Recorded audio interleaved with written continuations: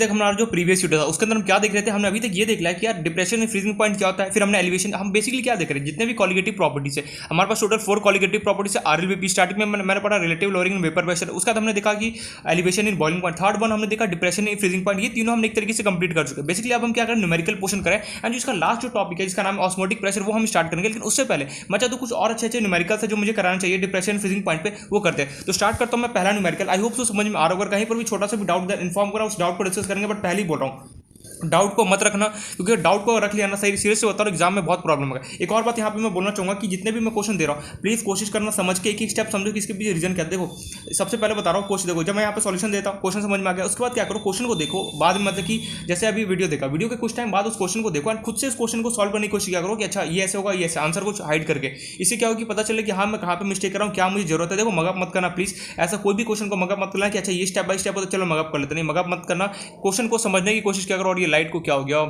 कोशिश किया करो समझ के एक ही क्वेश्चन को सॉल्व करने का। तो आज स्टार्ट करते हैं मैं पहला जो न्यूमेरिकल है इसके अंदर। नेक्स्ट इस पर मैं भी कुछ न्यूमेरिकल कराने वाला हूँ, फिर उसके बाद हम चलेंगे अपना ऑस्मेटिक प्रेशर स्टार्ट करेंगे। देखो न्यूमेरिकल करना बहुत जरूरी है क्योंकि हमने देखो थ्योरेटिकल पढ़ लिया, थ्योरी पढ़ लिया और क्वेश्चन अगर सॉल्व नहीं करो तो किस काम का थ्योरी रहा। इसलिए बोल रहा हूँ कि अभी कुछ न्यूमेरिकल देख लेते हैं, न्यूमेरिकल के बाद हम स्टार्ट करेंगे अपना नेक्स्ट टॉपिक जिसका नाम है ऑस्मोटिक प्रेशर। तो क्वेश्चन है थोड़ा सा अच्छा क्वेश्चन है, 50 सेंटीमीटर क्यूब ऑफ इथिलाइन ग्लाइकोल कुछ ये लग रहा है ये बहुत भारी भारी भरकम सा वर्ड है। क्वेश्चन यार ये केमिस्ट्री में बेसिकली कंपाउंड होते हैं, कंपाउंड का ऐसे नाम होता है इथाइलिन ग्लाइकोल मिथेनॉल फलाना ढिमकाना, इसलिए मुझे गुस्सा आता है कि ऑर्गेनिक केमिस्ट्री से। 50 centimetre cube of ethylene glycol, इसका फॉर्मूला केमिकल कंपाउंड होता है, नाम होता है CH2OH इज डिजॉल्व इन, थोड़ा सा अच्छा क्वेश्चन है पहले बोल रहा हूँ ये ध्यान से इसको सॉल्व करना, is dissolve in 50 gram water. The freezing point, यहाँ पे चलो मैं दो देता हूँ, द फ्रीजिंग पॉइंट, चलो एक ही रहना, the freezing point of mixture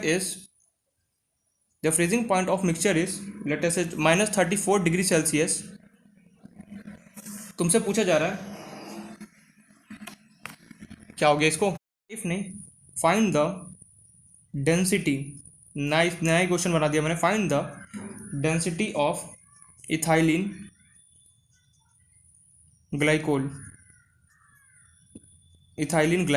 ठीक है। क्वेश्चन में क्या क्या गिवन है तुम्हें फ्रीजिंग पॉइंट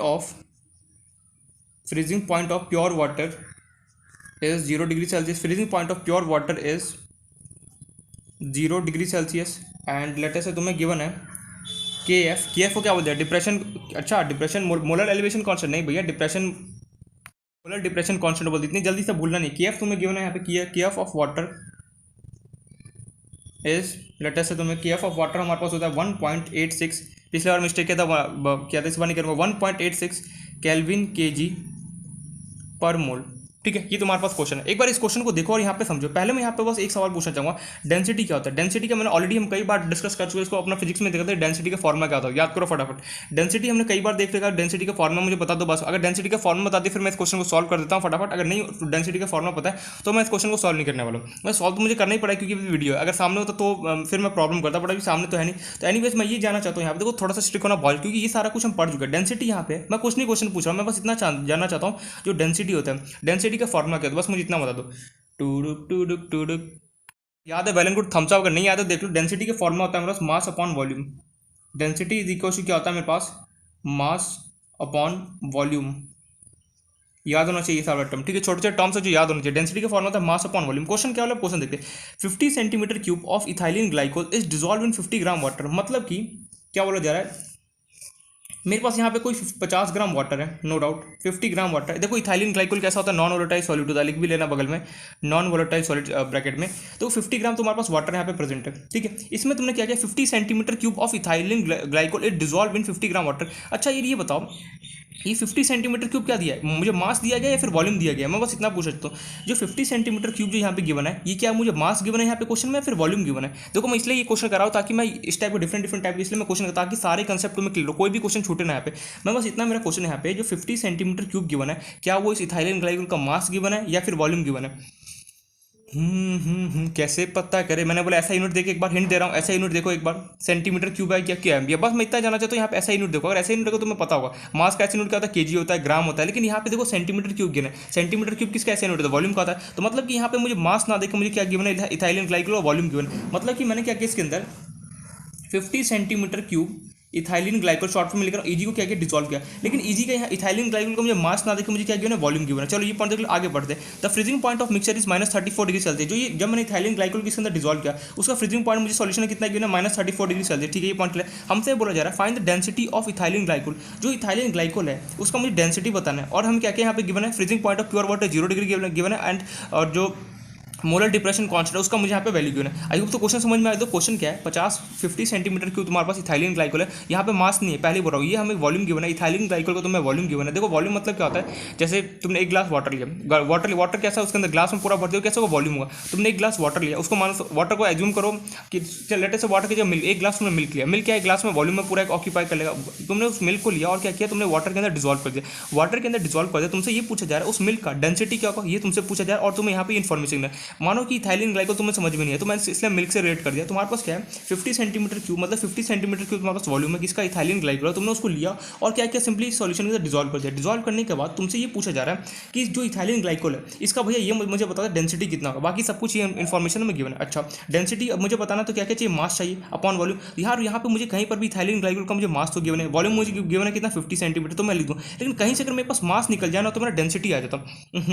देखो क्वेश्चन कभी भी सॉल्व करना होता है, क्वेश्चन को सॉल्व करने से पहले पूछो जो क्या निकालने के उससे पूछो कि इस तरह क्या क्या डिमांड है, उसका जो जो डिमांड है सब कुछ फुलफिल करो, उसको दो, अपने आप तुम्हें क्या को आंसर दे देगा। क्वेश्चन को सॉल्व करने का कुछ भी समझ में नहीं है, क्वेश्चन से पूछो क्या निकालना है, निकालने के बाद देखो कि उसे क्या क्या उसका डिमांड क्या, डेंसिटी मुझे निकालना है, क्या फॉर्मूला है, मास अपॉन वॉल्यूम। मुझे किसका डेंसिटी निकालना है, इथाइलिन ग्लाइकोल का निकालना। मैं यहाँ पे लिख देता हूँ, हमें फाइंड करना है density of ethylene glycol. Ethylene glycol का शॉर्ट फॉर्म क्या होता है, CH2 OH।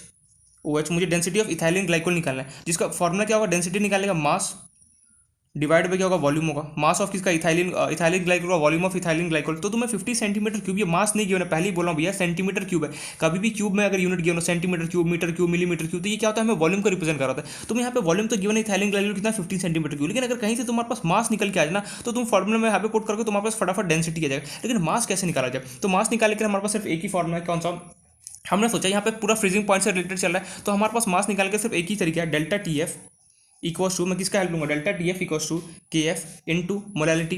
ये हमें बात बता, मैंने पहले ही बता दूंगा क्वेश्चन में, कभी भी क्वेश्चन में मुझे मास निकालना हो, मोलर मास निकालना हो, तो हमेशा इसका हेल्प लो। इस मोलालिटी होगा ना, मोलालिटी तुम्हें क्या देगा, यहाँ पे जो भी चाहिए, जैसे मास चाहिए होगा, मोलर मास चाहिए, वो सब कुछ तुम्हें मोलालिटी दे देगा। मैंने पहले ही बता डिस्कस कर दूँ, कभी भी क्वेश्चन अगर पता सा लगे फ्रीजिंग पॉइंट का, जैसे मोलर, जैसे मास निकाल दे, मोलालिटी जैसे मोलर मास निकाल दे, ये सब अगर कभी भी निकालना होगा तो सिंपली मुझे क्या अप्लाई करना है, delta TF equals to KF into M। जो भी क्वेश्चन में चाहिए उसको तुम सिंपली दे दोगे। मोलालिटी वाला ये बहुत काम करता है, जैसे मास निकाला हो तो मोलालिटी का काम लूंगा, डेंसिटी सॉरी अगर मोलर मास निकालना है, लेटर से कोई दे दे क्वेश्चन में कि अच्छा तुम्हें मास दे देगा, उसका जो भी नॉन वोलेटाइल तुम्हें बोले कि इसका मोलर मास कितना होगा, उन सबको उसको निकालने के लिए सिंपली मैं क्या करता हूँ, मोलालिटी का मैं हेल्प लूंगा। तो delta TF equals to KF into M मेरे पास ये फॉर्मूला, मैं सिंपली यहाँ पे अप्लाई करूंगा, वो देखते हैं। तो अब मुझे सबसे पहले यहाँ पे डेल्टा TF कैसे निकलता है, डेल्टा TF मेरे पास होता है, फटाफट बताओ फिर डेल्टा TF फ्रीजिंग पॉइंट में कैसे निकालते हैं यार, अब इतने जल्दी बोलिए। डेल्टा TF अभी तो कुछ टाइम पहले एलिवेशन बॉइलिंग पॉइंट पढ़ के आया, डेल्टा TF अभी जस्ट प्रीवियस क्वेश्चन निकाल के देखो, डेल्टा TF निकालने के T0 of F minus T। अगर ये सारे फॉर्म अगर नहीं पता हो तो बहुत बहुत प्रॉब्लम आ रहा है, उसके ऊपर प्लीज सारे फॉर्म को लर्न होना चाहिए। T0 ऑफ F माइनस कितना होगा, TBF। T0 ऑफ F मतलब जो भी मेरे पास सॉल्वेंट है उसका प्योर फ्रीजिंग पॉइंट, यहाँ पे सॉल्वेंट कौन है, वाटर का, नॉट 50 ग्राम, ये कहाँ 50 सेंटीमीटर क्यूब। तो वाटर का तुम्हारे पास जो तुम्हारे पास वाटर, उसका एकदम प्योर वाटर का तुम्हारा फ्रीजिंग पॉइंट कितना है, 0 माइनस TF क्या होता था, freezing point of solution. Freezing point of solution बोल मिक्सचर बोल कितना है, -34। इसको सॉल्व किया तो कितना होगा, 0 माइनस माइनस कितना होगा, प्लस। तो यहाँ से कितना आ गया, 34। डेल्टा TF इक्वल टू मेरे पास कितना आ गया, 34 डिग्री सेल्सियस। करने की जरूरत नहीं, तो डेल्टा TF मेरे पास आ गया 34 इंटू KF। KF क्या होता था बेसिकली, फटाफट बताओ, KF बेसिकली क्या होता है, डिप्रेशन फ्रीजिंग कांस्टेंट होता है। क्या हमें गिवन है यहाँ पे, बिल्कुल गिवन है कि जो भी सॉल्वेंट होगा उसका हमें गिवन होगा डिप्रेशन फ्रीजिंग कांस्टेंट कितना गिवन, 1.86। मोलालिटी क्या होता है, मोलालिटी का फॉर्मूला होता है number of moles of solute कैसा, सॉल्यूट कैसा होगा, non volatile, divide by mass of solvent. और मास ऑफ सॉल्वेंट किस में होना चाहिए, हमेशा केजी में होना चाहिए। ओके, तो number of moles of solid किसका, यहाँ पे सॉलिड कौन है, इथाइलिन ग्लाइकोल। इसका मैं सबसे पहले नंबर ऑफ मोल्स निकालता हूँ। तो number of moles of ethylene glycol कैसे निकले, शॉर्ट में लिख दो, easy, given mass divide by molar mass तो तुम्हें क्या इथाइलिन ग्लाइकोल का तुम्हें गिवन मास है, बिल्कुल मास तो मुझे गिवन है, मुझे वही निकालना, तो मैंने मास को मान लिया x। Molar mass of ethylene glycol कितना होता है फटाफट बताओ, इसको जो ये इथाइलिन ग्लाइकोल इसका मोलर मास कितना होगा, कोई फटाफट molar mass of ethylene glycol फटाफट निकाल के बताओ कितना होगा फटाफट। ठीक है, मैं अभी निकाल तुम्हारे सामने निकाल देते हैं, देखते हैं प्रॉब्लम आ रहा है। देखो ऐसे कुछ नहीं करना होता है, जो भी यहाँ पे गिवन होता है मोलर मास अगर कभी भी निकाला, जितने भी यहाँ पे कंपाउंड्स गिवन है सबके मोलर मास को मैं एडअप करूंगा तो मुझे यहाँ पे मोलर मास आ जाएगा। OH गिवन है, कार्बन कितना होता है 12 प्लस हाइड्रोजन कितना होता है 1 × 2 प्लस कार्बन कितना होता है 12 प्लस हाइड्रोजन कितना होता है 1 × 2 प्लस ऑक्सीजन कितना है मेरे पास यहाँ पे मैं कर रहा हूँ प्लस 16 प्लस कितना हो गया 1 प्लस कितना हो गया अगेन यहाँ पे 16 प्लस कितना हो गया 1 तो 12 प्लस 1 कितना हो गया 12 प्लस 2 कितना हो गया ये 12 प्लस 2 12 प्लस 1 कितना हो गया 12 फिर यहाँ पे भी 2 प्लस 16 प्लस 1 17 16 प्लस 1 कितना हो गया 70 सॉल्व करो 12 प्लस 2 24 12 प्लस 2 24 17 प्लस 17 कितना 7 प्लस 7 14 1 प्लस 1 कितना हो गया 2 1 प्लस 1 कितना 2 34 12 प्लस 2 14 होगा ना 14 प्लस 14 कितना होगा 28 प्लस 34 कर दो कितना होगा 8 प्लस 4 कितना होगा 12 3 प्लस 2 कितना होगा 5 प्लस 1 कितना 62 means molar mass of ethylene glycol कितना 62। देखो कुछ भी नहीं करना था, मोलर मास अगर कभी भी किसी वही निकालो, देखो ये बहुत अटपटा सा लग रहा था इथाइलिन ग्लाइकोल, अगर इसका मुझे मोलर मास निकाले कुछ मत करो, जितने भी यहाँ पे कंपाउंड्स एलिमेंट्स गिवन है सबके मोलर मास को एडअप करो तो मैं क्या होगा उसका मोलर मास मिल जाएगा।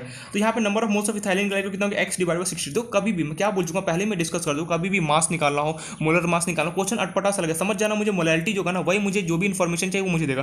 तो यहाँ पे मैं इसको लिखूंगा 34 = 1.86 multiply by number of moles of solid जो मेरे पास इथाइलिन ग्लाइकोल कितना आ गया x/62 divide mass of solid. Mass of solid कौन है वाटर, सीधी सी बात है वाटर क्या होगा मेरा सॉल्वेंट होगा कितना गिवन 50, लेकिन यहाँ पे ग्राम है केजी तो है नहीं, ग्राम को केजी में कन्वर्ट करने क्या 1000 से डिवाइड करूंगा।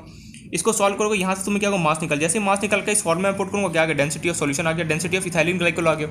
हमें क्या करना कैलकुलेशन, देखो एकदम सिंपल था, मुझे क्या करना था डेंसिटी निकाले, वो डरना मत, ये क्वेश्चन देख के ना बहुत डरा था बट इसके अंदर कुछ भी नहीं था, अगर तुम्हें कंसेप्ट क्लियर है ना अच्छे से तो कुछ भी यहाँ पे डाउट नहीं, इसलिए मैं डिफरेंट टाइप के क्वेश्चन कराता हूँ कि कभी एग्जाम में इस टाइप से रिलेटेड क्वेश्चन डेंसिटी निकालने के लिए आ जाए, मास निकाले दे दे, मोलर मास निकाले दे तो क्या कभी प्रॉब्लम फटाफट निकाल सकते। कॉम्पिटेटिव एग्जाम में बहुत क्वेश्चन आते हैं यहाँ से, ये हो गया। फिर एक टॉपिक होता है सॉल्यूशन का वेंट्स ऑफ फैक्टर, वहाँ से बहुत सारे CBSE में बोर्ड में बहुत क्वेश्चन आते हैं, फिर अपना कॉम्पिटेटिव एग्जाम में बहुत क्वेश्चन आता है वेंट्स ऑफ फैक्टर से। एनीवेज इसको आप सॉल्व करते हैं तो ये हो गया 34 = 1.86 मल्टीप्लाई x डिवाइड बाई कितना था 62, इसको क्या ये निपट गया एक जो गया इसको ये 100 क्या हो गया ऊपर चला गया कितना हो गया 100 डिवाइड बाई कितना हो गया यहाँ पे 5।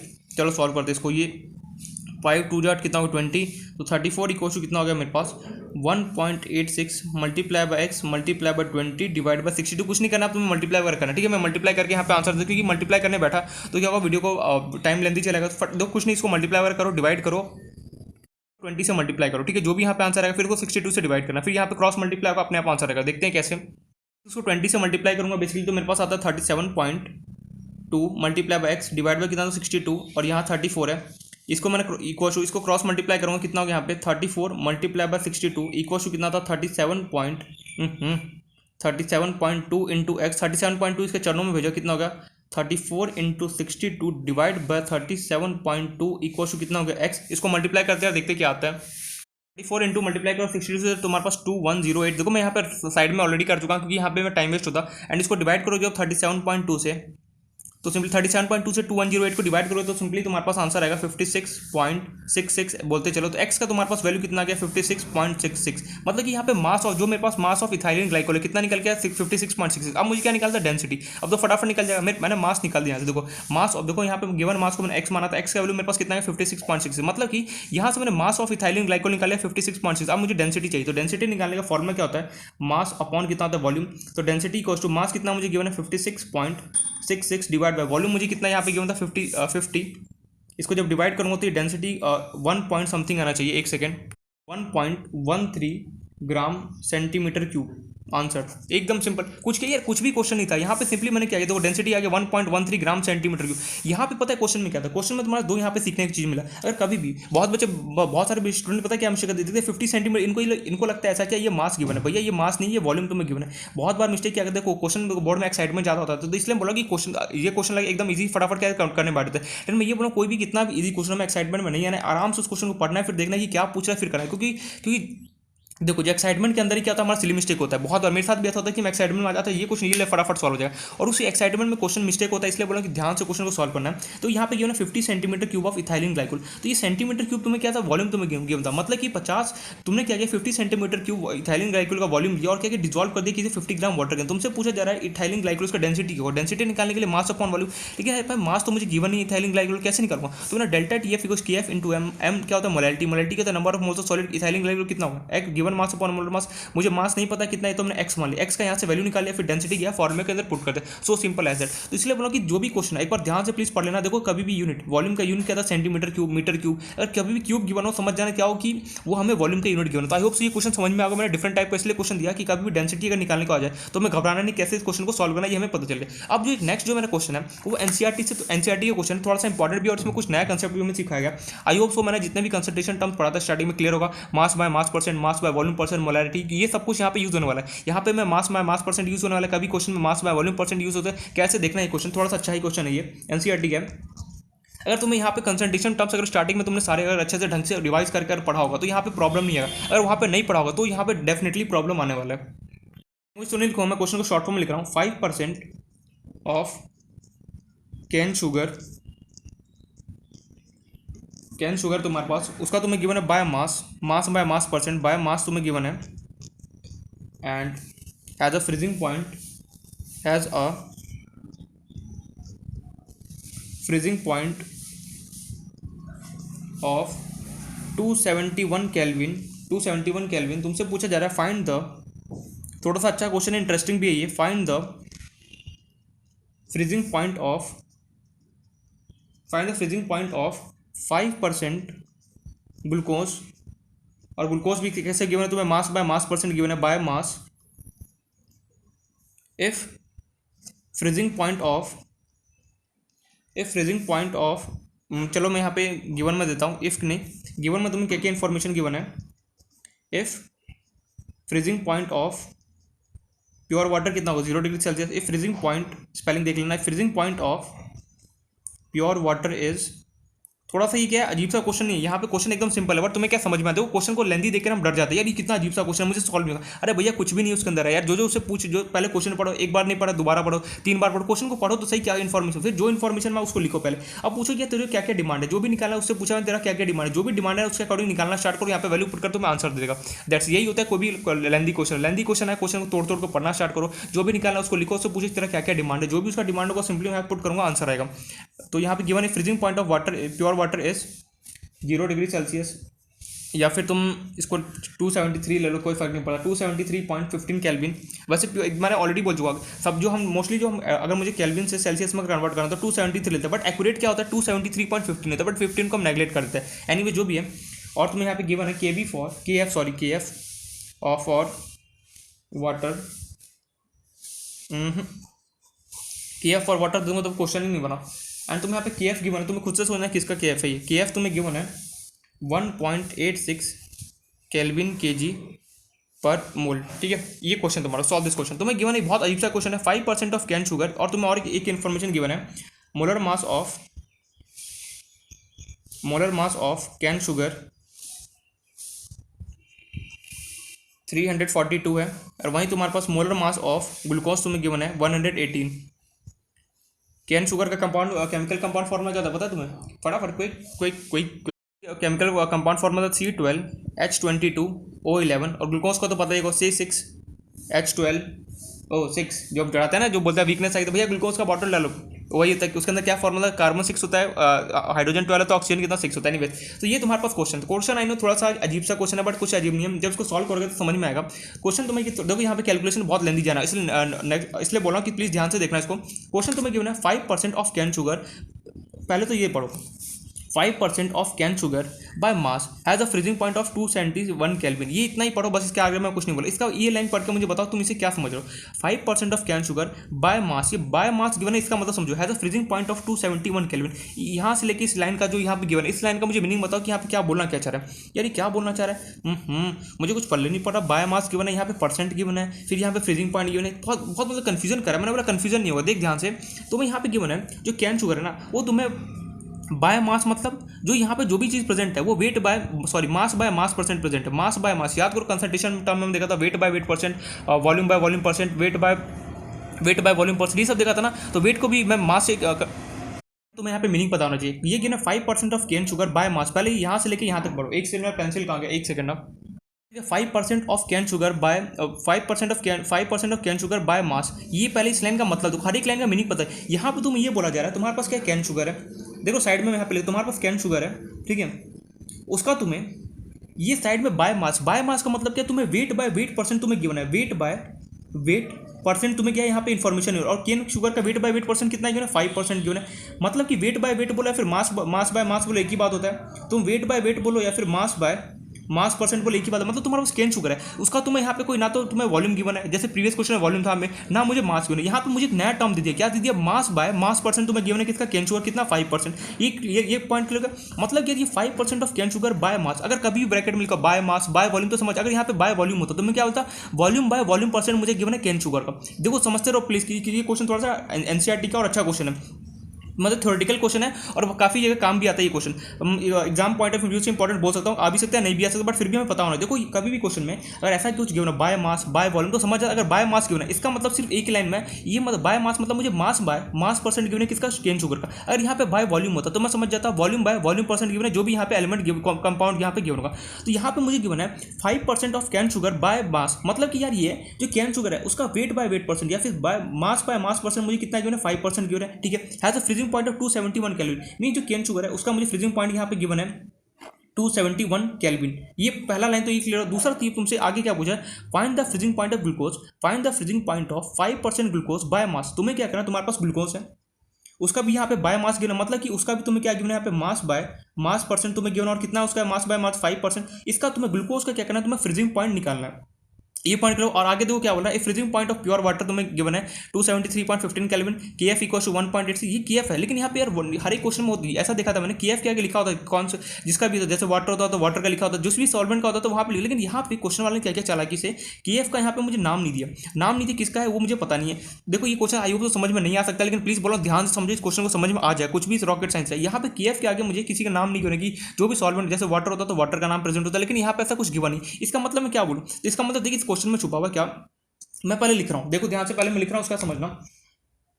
तो मैं यहाँ पे 5% इन्फॉर्मेशन लिख रहा हूं, जो तुम्हारे पास कैन शुगर है उसके बारे में सबसे पहले मैं सारा कुछ इन्फॉर्मेशन लिखना चाहता हूँ। कैन शुगर तुम्हें क्या गिवन है, 5% of cane sugar by mass, by मास का मैं ऑलरेडी बोल चुका, बाय मास का मतलब होता है मास बाय मास परसेंट गिवन है किसका, कैन का। इसका मतलब क्या होता है, इसका मीनिंग ये है कि 5 gram cane sugar in 100 gram solution, 100 gram solution.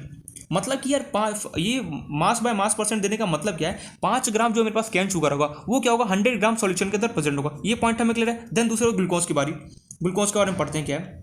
Glucose का भी सेम वही गिवन है 5%, तो मैं इसका मतलब क्या होगा, 5 gram glucose is present in, या फिर इन लिख दो कोई फर्क नहीं पड़ता, इन 100 ग्राम सॉल्यूशन, या फिर ऐसे 5 ग्राम ग्लूकोज इन प्रेजेंट को मारो गोली, 5 gram glucose in 100 gram solution. यार कभी जैसे यहाँ पे 10% होता है तो मैं यहाँ पे 10% होने का क्या बोलता कि 10 ग्राम जो भी मेरे पास यहाँ पे 10 gram cane sugar in 100 gram solution. अगर यहाँ पे वॉल्यूम होता तो मैं क्या होता 10, जैसे यहाँ पे मान लो कि अगर वॉल्यूम होता तो मैं यहाँ पे सिंपली क्या होता 5 ml can sugar in 100 ml solution. तो यहाँ पे ग्राम मास है तो यहाँ पे ग्राम ले रहा हूँ, अगर वॉल्यूम होता तो मैं ml यहाँ पे यूज करता हूँ। पहला तो दो ये यहाँ पे इन्फॉर्मेशन कलेक्ट करो। तो एक बात समझ में आ गया, अगर 100 ग्राम सॉल्यूशन है मेरे पास, उसमें से 5 ग्राम अगर मेरे पास शुगर है तो कैन शुगर प्रेजेंट है, तो बाकी जो रेस्ट बच गया 100 में से 5 को सप्लाई का बचा कितना 95। तो यहाँ पे जो 95 है वो क्या प्रेजेंट होगा, अगर कुछ भी क्वेश्चन में ना गिवन समझ जाना 95 तुम्हें क्या होगा, वाटर प्रेजेंट होगा।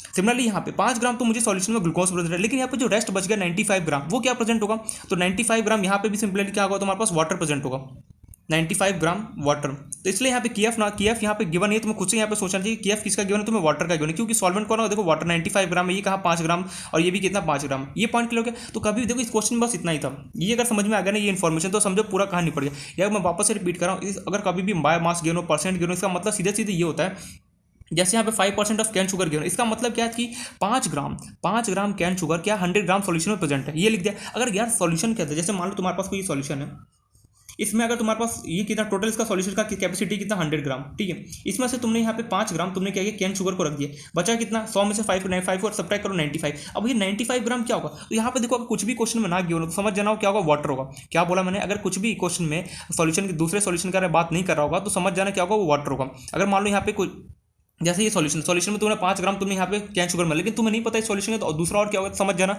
वाटर होगा। दैट्स इट, ये हमें और पता होना चाहिए। मैं यहाँ पे लिख भी देता हूँ नोट डाल के। अगर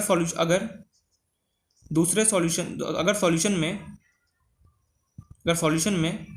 सिर्फ एक कंपाउंड हो और दूसरे के बारे में कोई इन्फॉर्मेशन नहीं गिवन हो, दूसरे के बारे में कोई इन्फॉर्मेशन ना गिवन हो तो हमें दूसरे कंपाउंड को वाटर लेना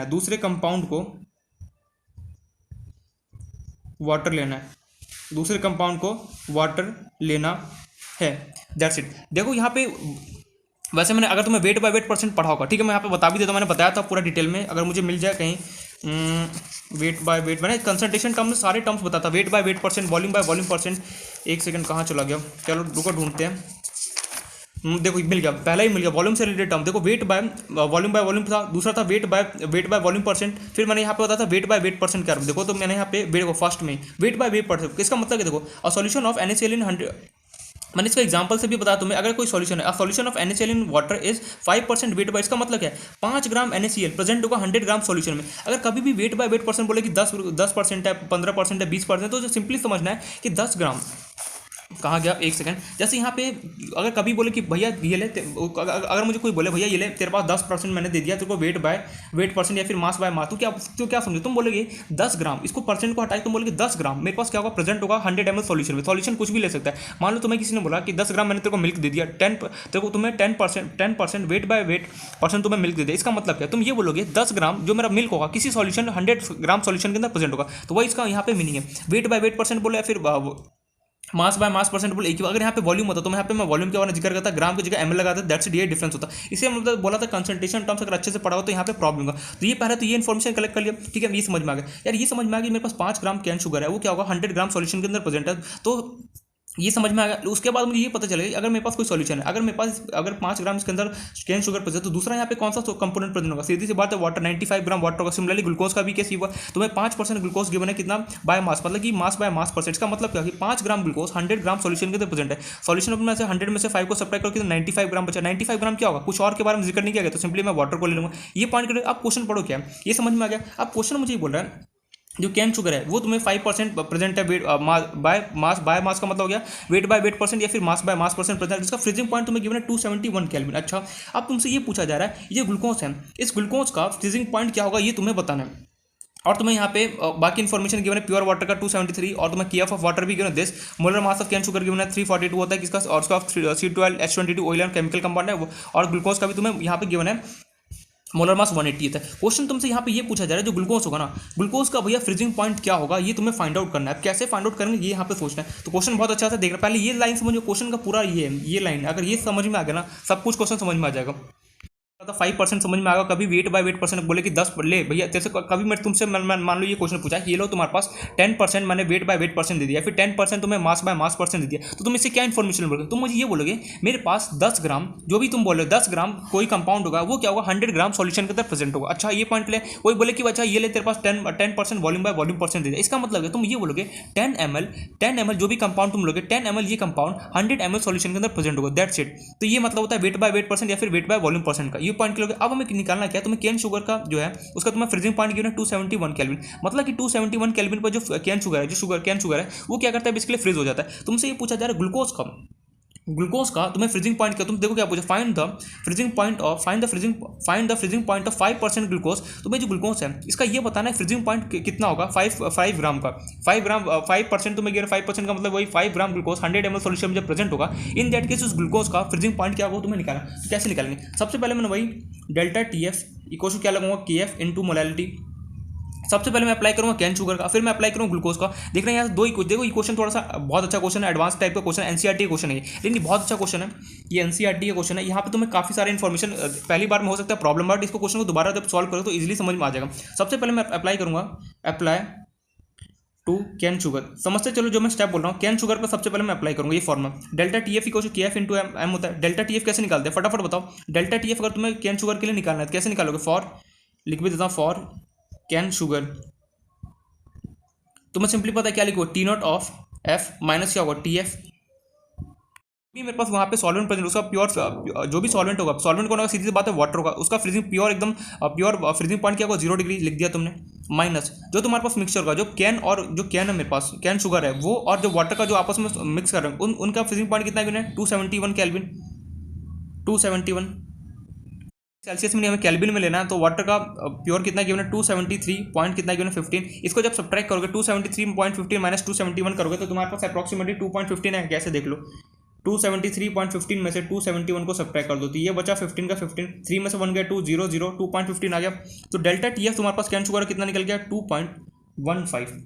सिंपली डेल्टा टी एफ की जगह लिखा मैंने 2.15 के एफ। के एफ मेरे पास यहाँ पे कौन होगा सॉल्वेंट, सॉल्वेंट कौन है वाटर, उसका तुम्हें यहाँ पे क्या गिवन है के एफ का वैल्यू 1.86। मोलैलिटी, मोलैलिटी का फॉर्मूला क्या था, number of moles of solute, number of moles of. देखो मैं सबसे पहले कैन शुगर के लिए अप्लाई कर रहा हूँ, फिर मैं अप्लाई कर रहा हूँ ग्लूकोज के लिए, फिर देखना यहाँ से मैं इक्वेशन बना के कैसे मैं ग्लूकोज का फ्रीजिंग पॉइंट निकालूंगा। थोड़ा सा अच्छा क्वेश्चन इसलिए बोला ये समझते चलो, तो प्लीज क्वेश्चन को समझने की कोशिश करना, यहाँ पे कुछ भी रॉकेट साइंस नहीं है, क्वेश्चन में एकदम आसान है। ये बस ये लाइन अगर तुम्हें समझ में आ गया ना, अरे यार ये लाइन समझने का सीधे सीधे क्या मतलब, अगर तुम्हें कोई बोले कि 10% वेट बाय वेट परसेंट तुझे दे दी, इसका मतलब क्या मुझे ये बता दे। इसका मतलब ये बोलूंगा 10 ग्राम, जैसे तुम्हें कोई बोलते कि 10% मैंने AgCl लिया, 10% AgCl weight by weight percent तुम्हें गिवन दे, इसका मतलब तुम क्या बोलोगे, तुम ये बोलोगे 10 ग्राम AgCl प्रेजेंट होगा 100 ग्राम सॉल्यूशन का। सिंपल, अरे परसेंट को हटा के यहाँ पे ग्राम लगा दो और बोलो कि 100 ग्राम में प्रेजेंट। अगर मैं यहाँ पे ml दे देता, जैसे 10% AgCl, तुम यहाँ पे मैं वॉल्यूम बाय वॉल्यूम, तुम सिंपली क्या होते 10 ml AgCl क्या होगा प्रेजेंट होगा 100 ml सॉल्यूशन में, दैट्स इट। इसका कहानी एकदम सिंपल। अरे यार कोई वेट बाय वेट परसेंट बोले तो मैं सिंपली ये बोलूँगा, अगर कोई बोले कि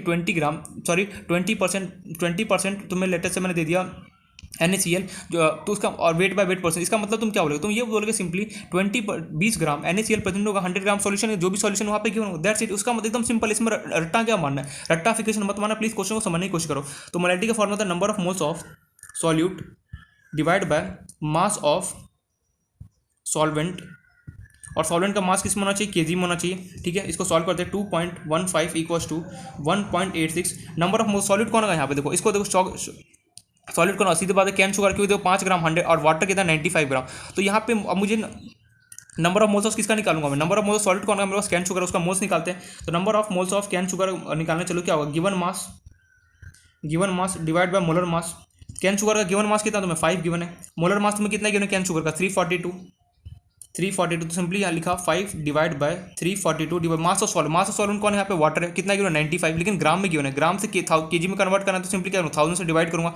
इसको सॉल्व मत करो, इसको एज इट इज रहने दो और उसका नाम दे दो फर्स्ट इक्वेशन, ठीक है। अब सिंपली इसको ये सेम फॉर्मूला अप्लाई करो ग्लूकोज के लिए, मैं पीछे कर रहा हूँ, ठीक है। आई नो ये क्वेश्चन थोड़ा सा लेंदी है, इस क्वेश्चन को बहुत सारे यहाँ पे इन्फॉर्मेशन सिखा रहा है, जो भी तुमने कंसंट्रेशन टर्म पढ़ा वेट बाय वेट परसेंट पर देखो तो आप फटाफट यहाँ पे यूज करो। अगर मान लो यहाँ पे वॉल्यूम गिवन हो तो कैसे अप्लाई करते हैं, तुम सिंपली यहाँ पे ग्राम की जगह ml लिखते हैं, दैट्स इट। इसलिए मैं बोल रहा था कंसंट्रेशन टर्म्स को एक बार ध्यान से पढ़ना काफी काम आएगा। नाउ मैं अप्लाई करूंगा ग्लूकोज के लिए, नाउ अप्लाई फॉर ग्लूकोज।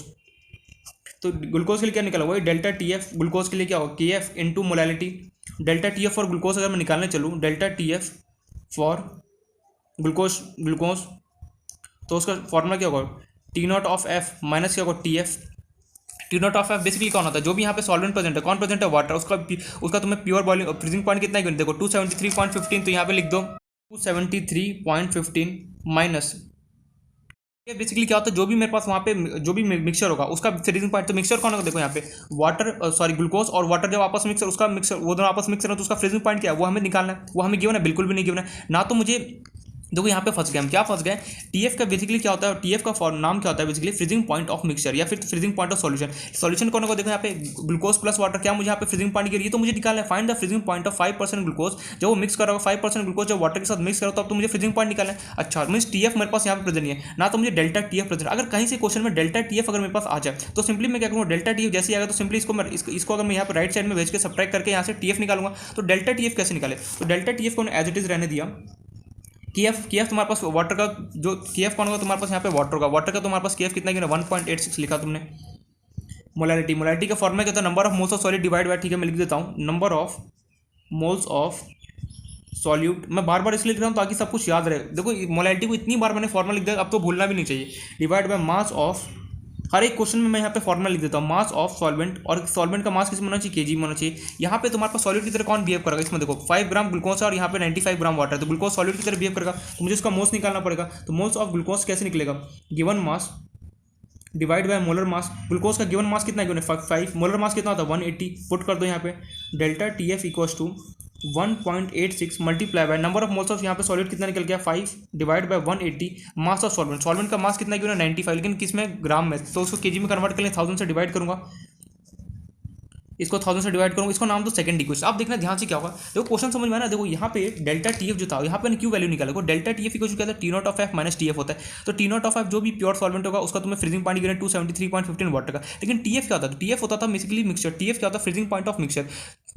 तो यहाँ पे जब ग्लूकोज प्लस वाटर जब मिक्स कर रहे होंगे इन दैट केस उसका तो मुझे फ्रीजिंग पॉइंट गिवन नहीं, वो तो मुझे निकालना ही है ना। तो यहाँ पे मुझे डेल्टा टीएफ गिवन है, डेल्टा टीएफ भी गिवन नहीं, अब मैं कैसे निकालूँ। तो मैंने ये सोचा क्यों ना मैं डेल्टा टीएफ निकाल लेता हूँ कैसे भी। डेल्टा टीएफ जैसे ही मैं आएगा फिर इन दोनों को, इसको मैं यहाँ पे राइट साइड में भेज दूंगा, तो सब्ट्रैक्ट करके यहाँ से टीएफ आ जाएगा, बिल्कुल सही। अब वही हमें यहाँ पे सॉल्व करना है। तो अब डेल्टा टीएफ कैसे निकाल गया, तो मैंने सिंपली बोला देखो फर्स्ट इक्वेशन ये और ये, इन दोनों इक्वेशन को मुझे क्या करना, डिवाइड करना पड़ेगा। Divide second equation by first equation. तो मैं फर्स्ट इसलिए मैंने यहाँ पर नाम, देखो ये क्वेश्चन आई नो कि थोड़ा सा लेंदी है, देखो काफ़ी अच्छा क्वेश्चन भी है, मैं पहले ही बोल चुका अच्छा क्वेश्चन है, इसमें बहुत सारे कंसेप्ट सीखने को मिलेगा, कैलकुलेशन वाला भी पार्ट। इसलिए हम लोग कि प्लीज़ ध्यान से इस क्वेश्चन को समझने की कोशिश करना, ऐसा मत करना कि बाउंस बैक सब कुछ जा रहा है, एक एक स्टेप समझने की कोशिश करो। कुछ भी नहीं यार, कैलकुलेशन लेंदी और क्या हो गया। देखो दिमाग बढ़ना कि दिमाग चाहता है कि एकदम आसान चीज़ें ढूंढ, लेकिन आसान कुछ भी नहीं यहाँ पे, कैलकुलेशन एफर्ट डालना ही पड़ेगा। जब तक एफर्ट नहीं डालोगे तब तक कुछ भी नहीं हो रहा है। क्वेश्चन कुछ नहीं है रॉकेट साइंस, मैं कुछ कर रहा हूँ, सिंपली मैंने बोला डेल्टा टीएफ निकालने कैलकुलेशन कर रहा हूँ, दैट्स इट। तो यहाँ पे आप कैसे करेंगे, तो डेल्टा टीएफ का देखो मन में आएगा यार ये मुझे कैसे पता चलेगा डिवाइड करना, एक क्वेश्चन देखना, ये सब क्वेश्चन न्यू टाइप के क्वेश्चन। अगर मुझे मान लो कि न्यू टाइप का क्वेश्चन देगा, मैं यहाँ पर शॉक हो जाऊंगा, मैं लूँगा कैसे किया, तो मैं उसका सॉल्यूशन देखो, फिर मैं जब नेक्स्ट टाइम उस क्वेश्चन को जब करने बैठूंगा तो मुझे पता होना चाहिए अच्छा इस टाइप का क्वेश्चन है तो कैसे मुझे डील करना है। इसलिए अभी देखो क्वेश्चन को समझते चलो कि जो कैसे इसको सॉल्व करें। अगर मान लो कभी इस टाइप का क्वेश्चन है तो कैसे सॉल्व करें, तब तो तुम्हें पता रहेगा, इजीली सॉल्व कर सकते हो। इसलिए मैं बोल रहा हूँ यहाँ पे देखते चलो, समझते चलो आसानी से। अब मुझे क्या करना है, फर्स्ट सेकंड जो इक्वेशन है इसको मैंने डिवाइड कर दिया फर्स्ट से। कैसे डिवाइड करोगे, तो यार यहाँ पे डिवाइड थोड़ा सा प्रॉब्लम है, चलो इसको मैं थोड़ा सा और सिस्टमैटिक वे में अगर मैं लिखना चाहूँ तो कैसे लिख सकता हूँ, और अगर लिखना चाहूँ तो इसको मैं लिख सकता हूँ 1.865 डिवाइड बाय 180 डिवाइड बाय कितना हो गया, इसको अगर मैं ऊपर भेज दूँ 1000 डिवाइड बाय 95। अगर तुम्हें यहाँ पे प्रॉब्लम, यहाँ पे थोड़ा सा क्या है कैलकुलेशन है, यहाँ पे कैलकुलेशन क्या है मेरे पास, मैं चाहूँ तो शॉर्टकट में सब कुछ यहाँ पे कैंसिल आउट हो जाएगा। 95 1050 180 देखो सबके पास सेम है, 95,005 भी कट जाएगा, बस थोड़ा सा बचेगा इसका आंसर। लेकिन मैं चाहता हूँ तुम्हें एक एक स्टेप बताओ, तुम्हें उतना हाई लेवल कैलकुलेशन नहीं आता, इसलिए ध्यान समझो, कुछ मत करो। सबसे पहले 1.86 को मल्टीप्लाई करो 5 के साथ, फिर उसको मल्टीप्लाई करो 1000 के साथ, फिर उसको 95 मल्टीप्लाई करो 180 के साथ। कोई ऑप्शन नहीं है मेरे पास, ऑप्शन है, सब कुछ यहाँ पे कट जाएगा। इसका आंसर पता है कितना आएगा, सब कुछ यहाँ पे कट खोटने के बाद आंसर एकदम सिंपल आएगा। लेकिन मैं नहीं चाहता वो वाला मेथड अप्लाई करो, क्योंकि वो मेथड अप्लाई कर लिए तो बहुत प्रॉब्लम होगा। तो डेल्टा टी एफ यहाँ से तुम इसको पूरा डिवाइड वगैरह करके, यहाँ से तुम सिंपली इसको पूरा डिवाइड करो, जो कब बोल रहा हूँ करते चलो। तो 1.86 मल्टीप्लाई बाय 5095 इंटू, इसको जब सॉल्व करोगे मैं कुछ कर नहीं सकता। देखो यहाँ पे कैलकुलेशन है, कैलकुलेशन तुम्हें खुद से करना पड़ेगा। मैं यहाँ पे होमवर्क दे रहा हूँ, सेकंड को तुम्हें क्या करना है, फर्स्ट से डिवाइड करना है। कैसे करोगे मुझे नहीं पता। जब सेकंड को फर्स्ट से तुम डिवाइड करोगे तो कुछ इस टाइप का इक्वेशन आएगा। मैं अपना शॉर्टकट वाला मेथड अप्लाई करूँगा, delta T F divide by 215 equals to 342 divide by 180। अब मुझे कुछ नहीं करना है, डेल्टा टी एफ मुझे निकालना है। तो सिंपली क्या, उसको मैंने क्रॉस मल्टीप्लाई कर दिया, तो 342 मल्टीप्लाई बाय 215 डिवाइड बाय 180। तो कैलकुलेशन थोड़ा सा I know lengthy. Delta T F equal कितना हो गया 4.085, इसी को मैं अप्रॉक्सीमेटली बोल सकता हूँ 4.9। मीन्स तुम्हारे पास डेल्टा टी एफ ऑफ जो तुम्हारे पास डेल्टा टी एफ था यहाँ से निकाला हो, कितना निकल गया 4.9 आ गया। डेल्टा टी एफ मैंने निकाला कितना हो गया 4.9। अब मुझे सिंपली क्या करना है, मुझे यहाँ पे मैं गया delta T F for glucose में गया, कितना था मेरे पास T naught of F minus कितना होता था T F, delta T F मेरे पास कितना आ गया 4.9 equal to T naught of F, मेरे वाटर का कितना मुझे गिवन था 273 पॉइंट, मुझे कितना 15 माइनस कितना था टी एफ, ये था मेरे पास। सिंपली मैंने क्या किया टी एफ को राइट साइड में भेज दिया एंड जो 4.9 था इसको मैंने यहाँ पे लेफ्ट साइड में भेज दूंगा, तो सिंपली ये हो गया मेरे पास T F equals to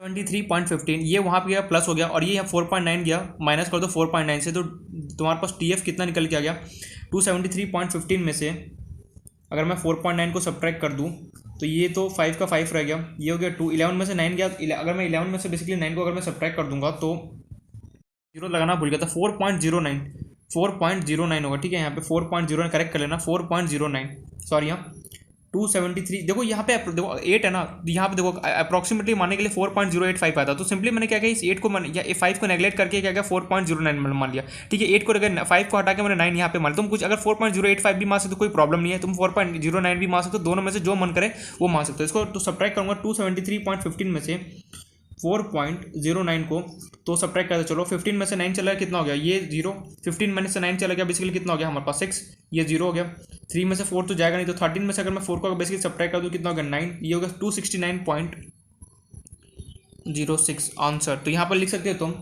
freezing point of 5% glucose solution is 269.06 answer. देखो आई नो कि थोड़ा सा लेंदी हुआ है, देखो तुम 4.085 चाहो तो वो भी लिख सकते हो, चाहे 4.0 अप्रॉक्सीमेटली लो वो भी लिख सकते हो, ठीक है। ये अप्रॉक्सीमेटली का सिंबल होता है। तो आई होप सो क्वेश्चन समझ में आ गया कि ऐसे देखो ये मन में ये सवाल है कि डेल्टा टी एफ मुझे निकालना है, तो क्यों ना मैं इसको यहाँ पे डिवाइड वगैरह करके मेरे पास कुछ ना कुछ तो आंसर यहाँ पे आ ही जाएगा। तो मुझे डेल्टा टी एफ बिल्कुल नहीं, ये बेसिकली हमें बोला जा रहा है 5%। देखो क्या बोला क्वेश्चन, फाइंड द कहाँ गया find the freezing point of 5% glucose, मतलब कि कैन शुगर है ना, इसके साथ ही मुझे ग्लूकोज का निकाला, इन दोनों का रिलेशन यूज करके। तो मुझे क्या करोगे सेकंड को जब डिवाइड करोगे फर्स्ट से, तुम्हारे पास इस टाइप का कुछ फॉर्म में है, कैसे आएगा ये तुम्हारा होमवर्क है, ये डिवाइड वगैरह मत करना। सेकंड जो इक्वेशन है ये, इसको क्या करना फर्स्ट से डिवाइड कर देखना क्या इस टाइप कुछ आता है, अगर इस टाइप को तुम्हारे पास आगे समझ आया तो हमारा कैलकुलेशन एकदम सही किया, नहीं आता है तो मुझे बताना, मैं एक बार वापस क्या करूँगा रिपीट कर दूँगा। आई नो ये क्वेश्चन थोड़ा सा इंटरेस्टिंग था, काफी कुछ सीखने को यहाँ पे मिला होगा कि वेट बाय वेट परसेंट का मीनिंग क्या होता है, और कभी वॉल्यूम बाय वॉल्यूम परसेंट उसका मीनिंग क्या होता है, कैसे कभी डेल्टा टी एफ मुझे निकाला जाता है। आई होप ये क्वेश्चन थोड़ा सा अच्छा था, कुछ सीखने को यहाँ पे मिला होगा, कुछ रॉकेट साइंस नहीं है, समझ में आ गया। तो आई होप यहाँ पे मैंने कंप्लीट करता हूँ डिप्रेशन एंड फ्रीजिंग पॉइंट को। देखो जो मैंने होमवर्क क्वेश्चन दिया, मैं एक बार जानना चाहता हूँ क्या वो क्वेश्चन को सॉल्व हुआ है, मैं ठीक है मैं पूछ दूंगा, नहीं हुआ तो मैं इस क्वेश्चन को यहाँ पे करा दूंगा, अदरवाइज मैं आगे बढ़ाऊँ। तो नेक्स्ट जो हमारा टॉपिक जिसका नाम है ऑस्मोटिक प्रेशर, वो हम स्टार्ट करते हैं। प्रेशर स्टार्ट करूँ, एक सेकंड फोकस हो जाओ।